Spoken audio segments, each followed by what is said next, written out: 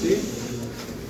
El tema que vamos a conversar o vamos a tratar de charlar ahora son las reacciones adversas de los fármacos en general, o a los medicamentos, lo que son los RAMs. Este tema es parte del estudio de la farmacología. Ustedes ya saben muy bien que la farmacología es una rama que estudia a los fármacos y su interacción que tenemos, y los efectos que nos causan, y sus propiedades físicas, químicas, etc. Y dentro de los efectos que nos causan los fármacos o medicamentos, que lo vamos a tomar como sinónimo desde esta parte, ¿sí? Básicamente pueden ser efectos positivos, que es lo que buscamos, efecto terapéutico, o pueden ser efectos negativos, es decir, efectos adversos. Ahora vamos a hablar justamente de los efectos adversos a los medicamentos. ¿Sí? Algo que necesito ir dejando claro antes de meternos en el tema es, primero, recordaremos qué es efecto primario, qué es efecto secundario, qué es un efecto colateral. ¿Ya? Los efectos primarios están en relación, como ustedes bien saben, a la acción del medicamento sobre un receptor específico. Es decir, el objetivo que tenemos es darle al paciente un determinado efecto. El efecto secundario está en relación, ¿sí?, a un evento que se asocia a un evento adverso sobre el mismo receptor muchas veces, ¿ya? Que es un efecto que sabemos que si se nos pasa la mano a la dosis lo vamos a tener, e incluso a veces puede ser secundario a otro receptor, pero que sabemos que está presente. Ahorita les voy a dar ejemplo para que se entienda. Y un efecto colateral es un efecto indeseable a distancia. A ver, vamos a ir al ejemplo puntual. El uso de fármacos beta bloqueantes. Los fármacos beta bloqueantes, ¿qué objetivo tendrán? Tendrán la acción de bloquear los receptores beta, lo que se llaman beta bloqueantes. Ahora, tienes fármacos beta bloqueantes beta 1, beta 2. Entonces, cuando vos estás buscando la administración de un fármaco beta bloqueante, lo vamos a poner al atenolol, que es un beta bloqueante tipo beta 1. ¿Qué estás buscando? Su efecto primario es bloquear el efecto beta 1. Donde existan receptores beta 1, ahí va a ir a actuar ese fármaco. Por ejemplo, queremos bloquear a nivel cardíaco. ¿Qué vamos a lograr? Que disminuya la frecuencia cardíaca. O sea, ese es su efecto primario. ¿Sí? Ahora, ¿qué va a suceder? ¿Ya? Puede suceder que ese mismo fármaco beta bloqueante nos pueda causar un efecto mucho más elevado y nos cause un cuadro de hipotensión arterial. Diles que ya no. Diles que vayan a dar una vuelta. ¿Ya? Puede causarte un cuadro extremo de hipotensión arterial. ¿Por qué? Porque se está exacerbando la acción de ese receptor beta 1. O sea, estás hablando de un efecto primario exagerado. ¿Sí? Entonces puedes llegar hasta el extremo de llegar a un cuadro de hipotensión arterial o choque cardiogénico, en este caso por el efecto beta bloqueante. Y tendrías un efecto colateral indeseable en el caso de los receptores beta 1 a nivel del sistema nervioso central, donde también tienes receptores beta 1 y donde ese fármaco te podría causar sedación. Entonces, a eso va el concepto de efecto primario, efecto secundario, efecto colateral. O sea, el efecto colateral es un efecto, ¿sí?, que muchas veces, por no decirte siempre, es un efecto indeseable a distancia de lo que tú estás queriendo hacer, ¿no? En cambio, el efecto primario y secundario están en relación al receptor que tú estás trabajando. En algunas oportunidades sí puedes tener cierta acción imprevista sobre receptores similares que tienes en otros sistemas. ¿Okay? Entonces, no se olviden, para el examen va a ser muy claro que el efecto primario está en relación al efecto principal. El efecto secundario es un efecto esperado que yo sé que puede pasar. Por ejemplo, se me pasa la mano la dosis, como decíamos, con el atenolol voy a causar demasiada bradicardia, hipotensión y lo puedo llevar a shock. O el efecto colateral, que básicamente es un efecto indeseable a distancia que se produce, ¿no? Ahora, ya entrando al tema de las reacciones adversas a los medicamentos, ahora les voy a empezar a hablar de los RAM directamente. Lo primero que hay que entender es que la reacción adversa siempre es un efecto iatrogénico. ¿Qué quiere decir iatrogénico? Que es secundario a la atención médica. O sea, siempre va a estar en relación a la atención médica. Siempre. Porque cuando tú usas un fármaco estás buscando un efecto. Pero el problema de utilizar un fármaco siempre es que ese fármaco va a tener o efecto secundario o efecto colateral. ¿Sí? Entonces ese es el precio que tenemos que pagar. Ahora, la reacción adversa a fármaco o a medicamento tiene la característica primero de que es asociado a la farmacoterapia, es decir, es de origen iatrogénico. Siempre es una respuesta, ¿sí?, que es no intencionada. O sea, no hay intencionalidad en desencadenar la RAM. ¿Sí? Y ahí entra un concepto que es importante de recordar. Cualquier medicamento, cualquiera te puede dar una RAM, cualquiera.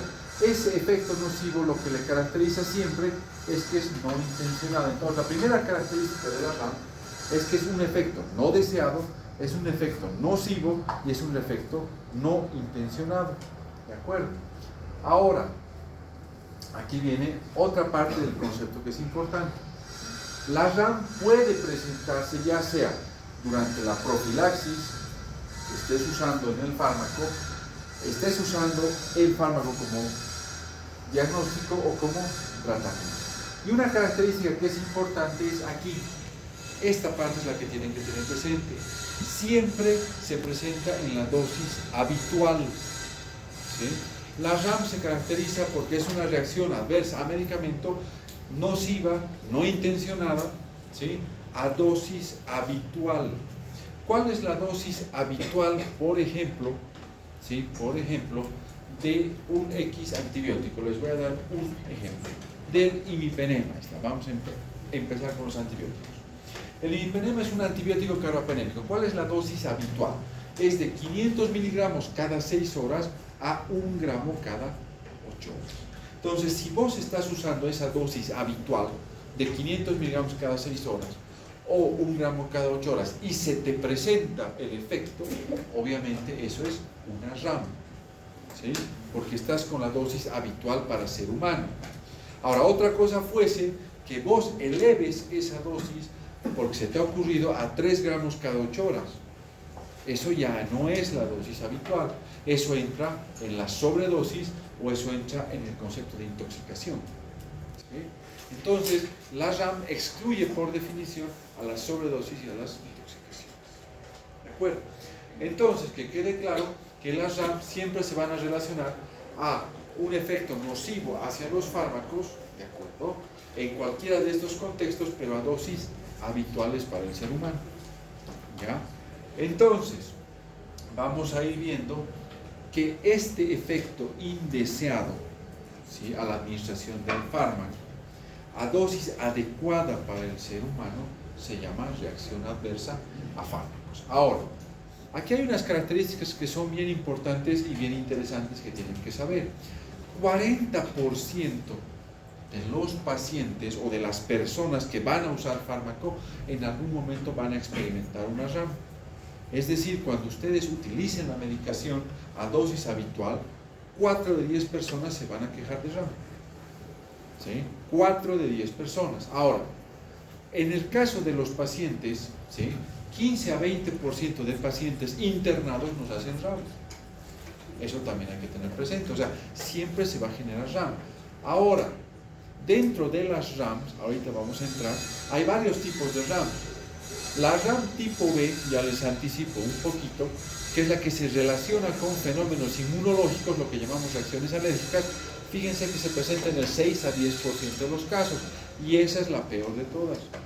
Esa es la que más les va a traer conflicto médico-legal, porque es imprevisible, es impredecible, y tiene alta letalidad. Ahora, una característica que tienen que tener en cuenta para los fármacos es que vas a tener mayor riesgo de generar RAM cuando estés con polifarmacia. Polifarmacia quiere decir que tienes un paciente que está recibiendo 2 o más fármacos. Entonces, cuando tienes un paciente, por ejemplo, que está recibiendo aspirina, que está recibiendo warfarina, ya sabes que el paciente es obvio que te va a hacer RAM, porque la aspirina y la warfarina interaccionan. Entonces te va a ser difícil controlar a la warfarina, tus valores de INR se te van a disparar. Entonces no es buena idea combinar aspirina con warfarina. Entonces ahí es lo que quiero llegar. Cuando tienes polifarmacia, siempre tienes mayor riesgo de generar RAM. Y los pacientes que ustedes van a empezar a manejar de aquí para adelante, siempre tienen polifarmacia. Cuando tengas un paciente de 60 años, ¿sí?, te vas a dar cuenta que ya de ese grupo etario ya están tomando aspirineta, casi por definición toditos. Casi por definición todos van a estar tomando nimodipina. Casi todos van a estar con un antihipertensivo, puede ser un IECA, puede ser un A2, y casi todos van a estar con una estatina. Entonces ya estás con riesgo de que te genere una RAM. ¿Sí? Otra cosa, ahora, las RAMs tienen en general una mortalidad baja, pero las RAMs tipo B son las que tienen más mortalidad. ¿De acuerdo? Ahora, aquí tienes la lista de medicamentos que se relacionan a mayor riesgo de RAM, pero aquí viene un punto. Estos dos grupos de medicamentos, los que están en rojo, es decir, los antibióticos y los AINES, son los que generan más RAM. ¿Sí? Son los que ocupan casi el 80-85% de los casos de RAM. Entonces, cuando vos utilices los antibióticos, ya tienes que saber que el paciente te va a hacer RAM de cualquiera de los tipos que vamos a ver, pero te va a hacer RAM, más que seguro. Y cuando utilices los AINES, peor. ¿Sí? Así de simple. Ok, entonces, ya entrando en el tema, hay varias clasificaciones para hablar de las RAMs. ¿Sí? Ahora, aquí viene un punto que es importante. La RAM tipo A y la RAM tipo B son las que más vamos a manejar, son las que más vamos a ver y son las que vamos a priorizar. Las RAMs tipo A, ¿por qué vamos a priorizar? Primero, porque las RAMs tipo A son dosis dependiente. ¿Sí? Te voy a dar un ejemplo. ¿Alguna vez han usado aspirineta? ¿Sí? El ácido acetilsalicílico. Vienen presentaciones de 100 miligramos. ¿Sí? Habitualmente. Levanten la mano, ¿a cuántos de aquí les ha dado epigastralgia después de usar esa dosis de 100 miligramos? ¿A cuántos? A ver, a la salva. Levanten la mano. Sin miedo. Ninguno. O sea, nadie ha usado. Todos son cuerpos vírgenes. Wow. Y ahora, ok. Ahora, vuelvo con la pregunta. ¿A cuántos en la pandemia del COVID se les ha ocurrido usar ácido acetilsalicílico a 500 miligramos? A un montón de personas han usado eso. ¿Y a cuántas les ha generado epigastralgia? A un montón de gente. Esa es la característica de la RAM tipo A, o sea, es dosis dependiente. A mayor dosis, mayor efecto colateral, mayor efecto secundario. ¿Sí? Entonces es dosis dependiente. El ejemplo, como te digo, es el ácido acetilsalicílico. Una dosis bajita de 100 miligramos es antiagregante, pero si la usas salvajemente, como hemos usado en la pandemia del COVID, obviamente vas a tener más efectos secundarios, más efectos colaterales. Dosis dependiente, la característica tuya. Luego tenemos la RAM tipo B. La RAM tipo B, a diferencia de la A, no es predecible. En la RAM tipo A yo puedo saber que si voy a elevar la dosis del ácido acetilsalicílico voy a tener más epigastralgia, voy a tener más daño renal, etc. Puedo predecir, porque es dosis dependiente. En este caso, no hay relación con la dosis. Puedes darle al paciente una dosis baja de un determinado medicamento. Generalmente este mecanismo, es pregunta para examen, generalmente este mecanismo del RAM tipo B se relaciona más a los antibióticos. Entonces puedes darle una dosis adecuada del fármaco, puedes darle lo que decíamos hace rato, el imipenem, 500 miligramos cada 6 horas, perfecto, bien indicado, pero el paciente te va a hacer una reacción. Y te va a hacer una reacción de tipo alérgica, porque entran mecanismos inmunológicos. Entonces, esta respuesta no es predecible, y tiene alta mortalidad, a diferencia de la RAM tipo A, que tiene baja mortalidad. La RAM tipo B más bien tiene alta mortalidad. La RAM tipo A veces ajustando la dosis, bajando esa dosis tan alta de ácido acetilsalicílico que estabas manejando, la bajas a la dosis convencional y muchas veces desaparece el efecto. En cambio, la RAM tipo B, no. Una vez que el paciente se expuso a la reacción y ya desencadenó, la posibilidad de que desaparezca esa reacción con el ajuste de dosis es básicamente imposible. Por eso es que parte del manejo es suspender al fármaco. ¿Sí? Luego tenemos el RAM tipo C, que es un RAM iatrogénico que se basa en la administración prolongada. ¿Sí? Es decir, le has dado un determinado fármaco a tu paciente por mucho tiempo y va a empezar a presentar efectos colaterales por esta situación. O sea, le estás metiendo en una situación de farmacodependencia. Uso de benzodiazepinas, uso de opioides. Hay pacientes con patologías crónicas, dolores crónicos. Les puedes dar opioide, claro, a dosis adecuada, pero después de un lapso de un tiempo van a desarrollar dependencia y van a empezar a presentar todas las reacciones adversas asociadas al tiempo, más que a la dosis, al tiempo. Ejemplo, el uso de los opioides que les decía. Para los pacientes oncológicos usamos morfina, excelente analgésico de acción central, excelente, ya lo vamos a ver en los temas. ¿Cuál es el problema? Que a medida que vos vas utilizando la morfina, por más dosis bajas que uses, con el transcurrir de los meses, el paciente va a empezar a tener efectos colaterales, estreñimiento, por ejemplo, va a tener bradicardia, ¿sí? Va a tener algo de rash, de prurito, lo va a hacer por acumulación del fármaco, más que por una de estas reacciones. En los RAMs tipo D, te vas a dar cuenta que generalmente va a darse esas reacciones adversas por la supresión del tratamiento, ¿sí? ¿Ya? Ahora, en algunos casos incluso se han descrito ciertos efectos teratogénicos, demás, ¿ya? Pero este otro quiero que presten atención, que es el RAM tipo E. Este va a ser pregunta de examen, ¿sí? Este efecto, este RAM tipo E, generalmente ustedes lo van a ver mucho en pacientes que utilizan corticoides de forma crónica. Un paciente que utiliza los corticoides de forma crónica, por ejemplo, porque se me ocurre, está cursando una enfermedad aguda, ¿sí? Se me ocurre que podemos hablar de una tuberculosis meningia, si quieren. Okay. Como parte del manejo de la tuberculosis meningia, una vez que ha superado la fase aguda, los dejamos con corticoides. A veces dosis muy bajas de prednisona, 10 miligramos día durante muchos meses, 2, 3 meses a veces. ¿Cuál es el problema? Si vos suprimes súbitamente esos 10 miligramos día, que es una dosis antiinflamatoria muy bajita, te vas a dar cuenta que a las horas el paciente va a empezar a entrar en hipotensión, va a empezar a caer el sodio, se va a empezar a alterar la conciencia. ¿Por qué? Porque el paciente va a estar haciendo una insuficiencia suprarrenal, culpa de la supresión del eje central por los corticoides crónicos que hemos usado. Entonces, siempre tengan en cuenta que esta RAM tipo E, el mejor ejemplo que se va a ver es la supresión de los corticoides. La RAM tipo F está en relación a la preparación del fármaco. La F de failure, ¿no? Está en relación a la preparación del fármaco. A veces no es el principio activo el que da la reacción. Quien da el principio activo es, quien da el efecto, mejor dicho, es el excipiente. Entonces, eso va en relación a eso. ¿Okay? Bueno, entraremos a la RAM tipo A. Ahí vamos a ir hablando un poquito más en detalle.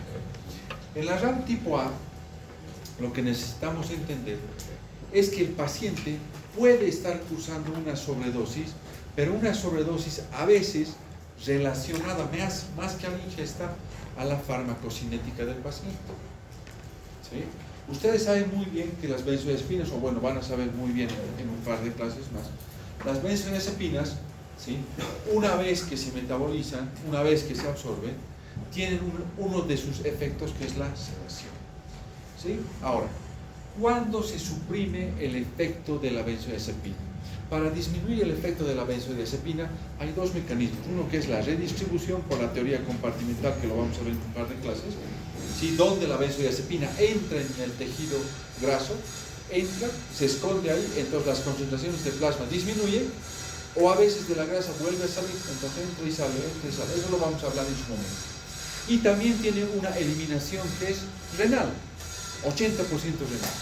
Entonces, si tienes un paciente que está con algún grado de insuficiencia renal, es obvio que se va a acumular. Entonces, el paciente va a estar en un estado de sobredosis por la farmacocinética de esa droga en ese contexto, no porque se te haya pasado la mano dándole una dosis exagerada. Entonces, mucho cuidado que cuando utilizas algún fármaco, evaluar la respuesta farmacológica, pero de acuerdo al contexto del paciente. Fíjate si está con una enfermedad renal crónica, enfermedad hepática, que son los principales lugares donde se elimina. Otras veces la reacción tipo A van a ser efectos secundarios. ¿Sí? Sabemos cuáles son efectos secundarios. Por ejemplo, con los opioides, sabes que los opioides te van a causar como efecto secundario algún grado de sedación. Entonces, si exageras con la dosis, lo vas a sedar al paciente. Punto. Eso no es un secundario. Bueno, ahora, no se olviden de la interacción de los fármacos. A veces competimos por el citocromo P450, ya lo hemos hablado. O te exagera su acción o te inhibe su acción muchas veces. A veces competimos por la albúmina. ¿Sí? Entonces ahí viene el problema. Cuando vos relacionas por efecto, por ejemplo, a la fenitoína con la amiodarona, ambos trabajan en el citocromo P450. Entonces, si tu paciente está usando amiodarona, por ejemplo, y encima es epiléptico de base y está con fenitoína, los niveles de fenitoína van a caer, los niveles plasmáticos. Entonces el umbral convulsivo está aumentando. O sea, ese paciente lo estás llevando sin querer a facilitarle las convulsiones. Entonces ahí por ejemplo vas a tener una RAM. ¿Sí? La toxicidad, obviamente, depende, ¿no? O sea, si tu paciente, por ejemplo, está totalmente deshidratado, ¿sí? Está totalmente deshidratado porque está en un cuadro de choque hipovolémico, por deshidratación, y no los reanimas adecuadamente y encima se te ocurre usar aminoglucósidos, estás fregado, porque no te olvides que los aminoglucósidos son antibióticos hidrosolubles. Entonces, cuando el volumen de distribución está contraído, las dosis que, entre comillas, son habituales, para ese contexto son elevadas. Entonces, la toxicidad, obviamente, es mucho mayor. Y la facilidad con la que vas a causar daño renal es mucho mayor. ¿Sí? Entonces, fíjense que las RAMS tipo A se caracteriza mucho porque se altera su farmacocinética y tú la puedes predecir. Sabes qué cuidados tienes que tener y son más fáciles de ver. ¿Ya? A manera de ir resumiendo, las RAMS tipo A van a ser dosis dependientes. A mayor dosis va a haber mayor efecto secundario, mayor efecto colateral. Es obvio que las reacciones van a ser conocidas. ¿Por qué? Porque sabes que si utilizas aspirina, sabes que va a haber epigastralgia, sabes que va a haber daños renales, o sea, son totalmente predecibles. ¿Son las más frecuentes? Sí, no vamos a negar. Su mortalidad es muy baja y su tratamiento se basa en disminuir o ajustar la dosis al contexto de tu paciente. ¿Okay? No sé por qué están apareciendo esas fechas, quizás son para el examen, no sé. ¿Okay? Okay. Ahora, aquí hay algunos ejemplos como para que puedan ver cuáles son efectos colaterales y cuáles son efectos adversos. Hay algunos autores que te toman como sinónimo efecto colateral y efecto adverso. Algunos te lo toman como si fuera sinónimo. Otros te separan y te dicen que el efecto adverso sí o sí es un daño que es muchas veces, si quieres llamarle tóxico, o sea, es un daño exagerado. En cambio, el efecto colateral te dicen no es un daño, es una molestia. ¿Sí? Son cuestiones de semántica, pueden tomarlos como sinónimos, no hay problema. En el examen los voy a separar, así que esta diapositiva vale. Aquí hay ejemplos de efectos colaterales: sequedad en la mucosa bucal cuando usas antidepresivos, por ejemplo. El sabor metálico cuando el paciente toma metronidazol, ¿sí? O, por ejemplo, cuando utilizamos rifampicina, nuestra diuresis se torna de un color medio rojizo. Son efectos colaterales, o sea, son efectos molestos para el paciente, pero que no le causan daño. En cambio, los efectos tóxicos, por ejemplo, van en relación al daño. ¿Sí? Van en relación al daño. Por ejemplo, en la isoniazida, ¿qué efectos tóxicos o adversos tienes? Hepatitis, por ejemplo, por isoniazida, o la neuritis periférica, también típica de la isoniazida. Sí, en el paracetamol, ¿qué efectos tóxicos tienes? La hepatitis aguda o la insuficiencia hepática aguda por paracetamol, por necrosis centrobiliar, ¿sí? Etcétera, etcétera. Hay una lista bastante larga. En un rato voy a entrar a la parte de ejemplos, ya para que se entienda mucho mejor. Ahora estamos en una parte un poquito más teórica. ¿Ya? Las RAMS tipo B. En las RAMS tipo B, ya viene de B, del inglés bizarro, porque su comportamiento es bizarro. Son raras, son muy, pero muy raras. Su mecanismo es inmunológico. ¿Sí? Cuando ya lleven inmunología, los que aprueben de aquí y lleguen a inmunología, me voy a alegrar porque van a entender cómo funciona. Se van a dar cuenta que su mecanismo es netamente inmunológico. No son predecibles. Ese es el punto flaco que tenemos, no podemos predecir. Si bien los antibióticos son los que más te generan un RAM tipo B, cualquier fármaco te puede generar RAM tipo B, no solo los antibióticos. Una cosa es que sea más frecuente en los antibióticos, pero cualquiera te genera un RAM tipo B. No son dosis dependientes, o sea, basta que le des una pequeña dosis, se puede generar. Lo bueno es que tiene baja incidencia, no es frecuente, tiene alta mortalidad y el manejo es muy complejo.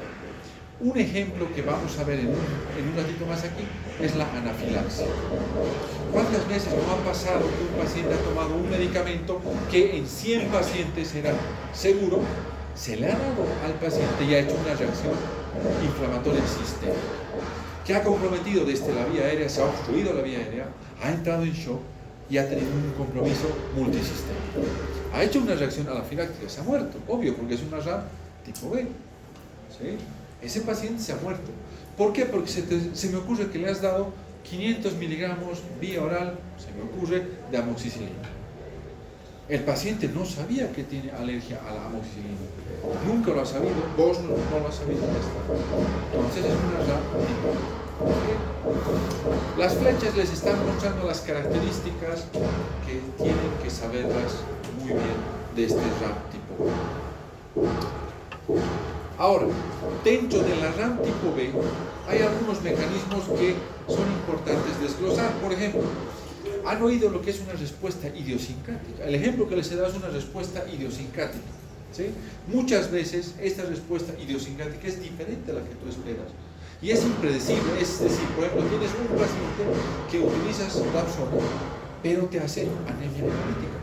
O sea, es una respuesta cualitativamente diferente a lo que tú esperas. Es como, por ejemplo, otro ejemplo mucho más puntual que pueden ver. Estás usando fenitoína. ¿Para qué usas la fenitoína? La fenitoína básicamente es un anticonvulsivante. Pero el paciente te termina haciendo una necrolisis epidérmica tóxica, ¿sí? Que es parecida a un síndrome de Stevens-Jones. Es una toxidermia. Entonces, has generado una respuesta que es cualitativamente diferente, ¿sí? Entonces, eso es lo que se refiere a una respuesta idiosincrática. Y generalmente van a haber respuestas idiosincráticas. ¿Okay? Intolerancia. Esto es un concepto bastante simple que dice: dosis mínimas producen una respuesta exagerada. Hay pacientes, por ejemplo, ¿sí? En el contexto del infarto agudo de miocardio, por ejemplo, a los cuales vos sabes que si usas nitroglicerina va a tener cefalea ese paciente. Pero tú sabes que eso es dosis dependiente. Entonces, cuando tú usas 5 miligramos, por ejemplo, de Isordil, sabes que la incidencia de cefalea es menos del 1%. O sea, es raro ese efecto. Pero hay pacientes que puedes usar la mitad de la dosis y va a tener la peor cefalea de su vida. A eso va el concepto de intolerancia. ¿Sí? Ahora, dentro de las RAMs tipo B, el mecanismo más frecuente que vemos es la hipersensibilidad o la alergia. Por eso es que preguntamos tanto a los pacientes: ¿tiene alergia al medicamento X, Y o Z? ¿Por qué? Porque el paciente que ha hecho hipersensibilidad quiere decir que ya ha tenido la exposición previa a ese fármaco. Entonces, cuando lo vuelvas a exponer, obviamente te va a dar el RAM tipo B. A diferencia de la respuesta anafilactoide o pseudoalergia que se llama, en la cual no hay la exposición previa. Es el paciente que te va a decir: no, doctor, no tengo alergia a ningún fármaco, y justo le das el fármaco y te va a hacer una reacción. Entonces, generalmente las RAMs que más vemos dentro del tipo B, o el mecanismo, mejor dicho, de la RAM tipo B que más vemos, es la reacción anafilactoide y la reacción por hipersensibilidad, alergia o anafilactoide. ¿Sí? Ahora, aquí están los mecanismos que obviamente participan, entre comillas, en la generación de la RAM tipo B. En las respuestas de tipo 1 o hipersensibilidad tipo 1, fíjate que la respuesta es netamente alérgica, o sea, participan en inmunoglobulina E, o sea, es una respuesta alérgica. Luego tienes la formación de diferentes tipos de respuesta, que no voy a entrar mucho porque no se supone que es la clase de inmunología, y aquí están los ejemplos de qué sucede con cada uno. Acá te presento una lista, ¿sí?, de los 10 fármacos que generalmente te causan RAM tipo B, ¿sí?, y que tienes que saber. La penicilina, sí, de lejos las penicilinas te causan RAM. ¿Sí? Las penicilinas. Okay.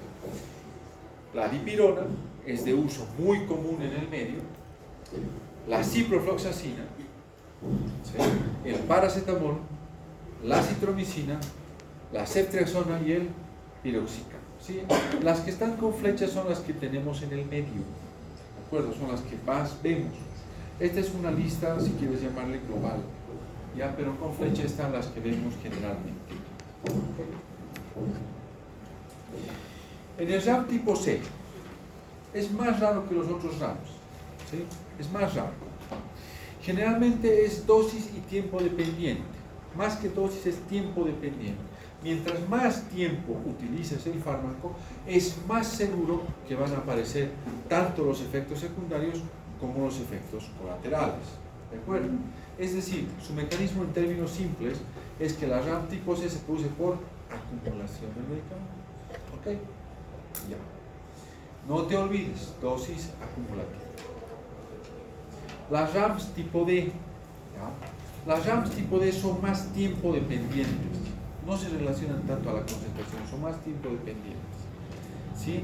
Hay fármacos, por ejemplo, como el uso de la amiodarona, que lo usamos como antiarrítmico, que a medida que va pasando el tiempo, cuando usamos de forma crónica, puede tener efectos teratogénicos, sí, puede tener. Puede tener efectos que te causen daño a nivel pulmonar, como la fibrosis pulmonar, sí, puede tener. Esos son dependientes del tiempo más que de la dosis. Okay. La RAM tipo E, ¿ya? Esta generalmente es por, entre comillas, supresión, ¿sí? O sea, los famosos, entre comillas, o las famosas abstinencias, ¿ya? Ya hemos hablado de un par de ejemplos hace rato, no voy a entrar en tanto detalle. Y las RAMs tipo F, no se olvide, que están en relación sobre todo a la formulación farmacéutica, a la preparación y a la fabricación, ¿ya? Y esto es importante tener en cuenta porque en el siguiente tema, cuando hablen, por ejemplo, de farmacovigilancia, van a ver que a veces hay fármacos, ¿sí?, que sabemos que tienen una RAM tipo A, por ejemplo, del 10%. Y ahí sabemos que dentro de la RAM tipo A lo más frecuente es que produzcan el efecto A, B, C, D. Pero tú sabes que 10 de 100 pacientes te van a hacer eso. Pero, extrañamente, el gobierno adquiere una marca hindú y empieza a aparecer una cantidad desmesurada de efecto colateral. Ya no el 10%, sino el 80% de la población que usa ese fármaco comienza a hacer reacción. Entonces, ese caso se lo estudia, se hace el llenado de los formularios, etcétera, etcétera, y eso generalmente es una RAM tipo F. ¿Sí? Bueno, no me voy a meter a ese otro tema. Esta tablita se las voy a dejar, sí, porque les va a servir para ver las diferencias entre cada uno, sí, y que se pueda entender a manera de resumen lo que estamos hablando, ¿sí? Ok. Bueno, dentro de los mecanismos de la RAM, lo que me interesaría dejar en cuenta claro es que muchos de ellos, por no decirte casi todos, se basan de todos estos 4 mecanismos en 2. Uno, que es el más importante en relación a su farmacocinética, ¿sí?, y el otro en base a reacciones de hipersensibilidad. ¿Okay? No se olviden de la farmacocinética y cómo va a haber interacciones medicamentosas, cómo la función renal, cómo la función hepática alterada te va a condicionar que un fármaco pueda, entre comillas, sobredosificar a un paciente. ¿Sí? Aquí hay algunos ejemplos de los diferentes componentes de la farmacocinética y la RAM. ¿Sí? Por ejemplo, fíjate, en el caso de la absorción, las vacunas, por ejemplo, ¿te pueden dar un RAM? Claro, te van a dar un RAM en el sitio de absorción. ¿Te pueden dar una reacción? Sí. Los comprimidos, como la aspirina, ¿te pueden dar un RAM en el sitio donde está, entre comillas, absorbiéndose? Sí, puede darte hasta úlcera, efectivamente. ¿Sí?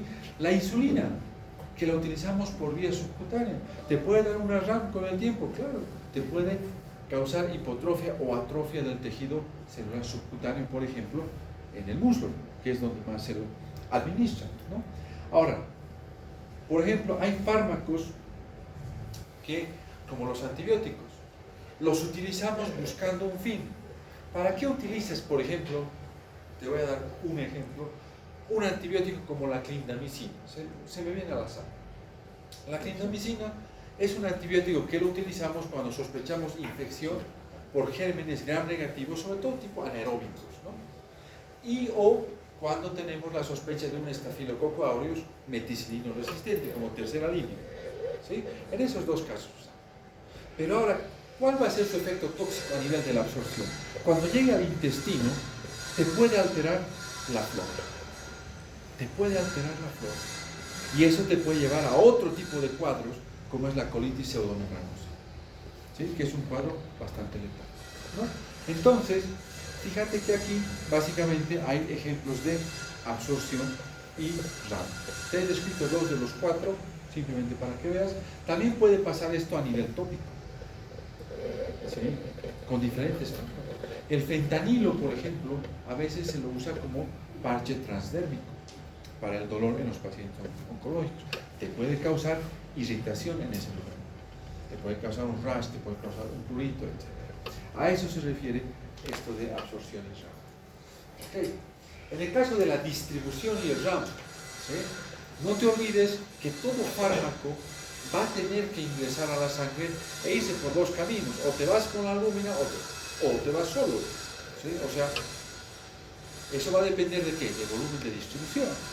Entonces, si por ejemplo, vamos al ejemplo puntual, ¿qué pasa si tienes un paciente que, entre comillas, está deshidratado y le das un antibiótico que es hidrosoluble como la amikacina, que es una aminoglutosina? Una dosis convencional de 1 gramo que no es nefrotóxica en un paciente que está adecuadamente hidratado, en ese paciente puede convertirse en tóxico. O sea, puede predisponerte a un daño renal, a una nefritis renal, etc., ¿no? Lo mismo pasa con las proteínas. ¿Qué tal que tu paciente es hipoalbuminémico? Usualmente hay muchos fármacos que se unen a la albúmina en un 80% y solo tienes el 20% circulando por ahí. Pero ¿qué tal que tu paciente es hipoalbuminémico? Va a suceder que en el plasma va a haber gran cantidad de fármaco activo, no ionizado. Entonces tu efecto va a ser mayor. ¿Sí? A eso es lo que se refiere. ¿Qué sucede con la irrigación? No es lo mismo que estés hablando de un tejido que está isquémico con un tejido que está, entre comillas, bien perfundido. ¿Okay? Ahora, con la excreción, este es el mecanismo, entre comillas, que más te puede generar RAM también. Lo que decíamos hace rato era un ejemplo bien puntual. ¿Qué tal que se te ocurre utilizar benzodiazepinas en un paciente con insuficiencia renal crónica que está en programa de hemodiálisis y que no se ha realizado hace una semana? ¿Se te va a acumular el fármaco? Claro, porque no hay excreción, punto. Entonces vas a tener otro tipo de RAM, será un RAM tipo A, o igual va a ser un RAM. Aquí está resumido los mecanismos que van a haber en inmunología de la generación de los RAMs tipo B, que son básicamente mecanismos inmunológicos. ¿Sí? El que quisiera que siempre tengan presente es, no se olviden, que este RAM básicamente va a ser por alergia o va a ser, si quieren llamarlo, por pseudoalergia. ¿Sí? Aquí, en esta diapositiva, en estas diapositivas, está resumido algunos ejemplos de RAMs y algunos fármacos que te causan. ¿Sí? Por ejemplo, astenia. ¿Qué fármacos? Tienes opioides, tienes benzodiazepinas, tienes antihistamínicos. ¿Qué fármacos te pueden causar diarrea? Antibióticos, los AINES, ¿sí? Los anticolinérgicos. ¿Sí? Es una lista larga, se las voy a dejar ahí. Tienen que repasarla, obviamente, no voy a entrar a uno por uno, ¿no? Pero lo que les estoy mostrando es que un montón de fármacos te van a causar daño o, si quieres, efectos secundarios. ¿Okay? Acá, por ejemplo, estreñimiento, antihistamínicos, los anti-H2, ¿sí? Por ejemplo, tienes aquí a los AINES, tienes aquí, por ejemplo, a los diuréticos, tienes a los betabloqueantes, etc. Todas estas partes más finas lo vamos a ver, obviamente, en los temas cuando vayamos a ver. ¿Sí? Vértigo. Aminoglucósidos, saben que tienen efectos sobre el sistema vestibulo-coclear, ¿no? Los AINES, calambres musculares, los diuréticos número 1, te eliminan mucho potasio, te eliminan mucho magnesio, ¿sí? Acá, dolores musculares, las estatinas, un efecto colateral muy típico, ¿sí? Que no está relacionado muchas veces a la dosis, ¿sí? El uso de la cloroquina que ha estado de moda en el COVID también te causa. Aquí tienes otros ejemplos que te pueden dar cefalea, por ejemplo, ¿sí? Entonces te estoy dejando esa lista como para que la revises con calma, la memorices y ruegues a Dios que no entre en el examen, ¿sí? Porque es harto, la lista es larga, ¿sí? Distonía aguda, aquí tienes, por ejemplo, algunos ejemplos. Yo te voy a dar los que, digamos, tienen más relevancia en nuestra práctica habitual. Por ejemplo, metoclopramida con antipsicóticos. Combinar metoclopramida con antipsicóticos, ambos actúan sobre receptores dopa. Entonces ambos te van a dar distonía. Si los combinas, peor todavía, ¿sí? Mareos, aquí tienes una lista larga. Casi todos los antiepilépticos te dan mareos. Peor si lo combinas con pregabalina. Sí, eso lo van sirviendo los temas, ¿okay? Aquí hay una lista larga. Si quieren podemos pasar toda la clase leyendo las diapositivas, pero no se trata de eso. Aquí hay alucinaciones, manía, distimias. Sí, es una lista enorme de RAMs. Pero ¿qué es lo que quiero que vean de estas RAMs? ¿Se han dado cuenta que la mayor parte de estas RAMs son efectos secundarios? O sea, es porque actúa sobre el receptor que tú ya conoces, pero que sabes que son dosis dependientes, o sea, son RAMs tipo A. Entonces, lo quiero yo. Aquí tienes prurito, picor, una lista larga. Y bueno, estas diapositivas sí las he resumido, ¿ya? Porque estas son las que son RAMs que vemos más frecuentes, ¿sí? Con varios fármacos. Por ejemplo, con la penicilina podrías tener anemia por un lado, o sea, que sea un RAM tipo A, o tener un RAM tipo B, que sería la hipersensibilidad. Con la fenitoína, un RAM tipo A, muchas veces la hiperplasia gingival, pero también podrías tener una reacción alérgica que es un RAM tipo B. Entonces, aquí tienes con la digital puedes tener arritmias cardíacas. Ya les dejo un anticipo. Todos los antiarrítmicos también son fármacos proarrítmicos. Todo depende de la dosis y la concentración. La fenitoína, por ejemplo, es un excelente anticonvulsivante, pero también tiene efecto antiarrítmico.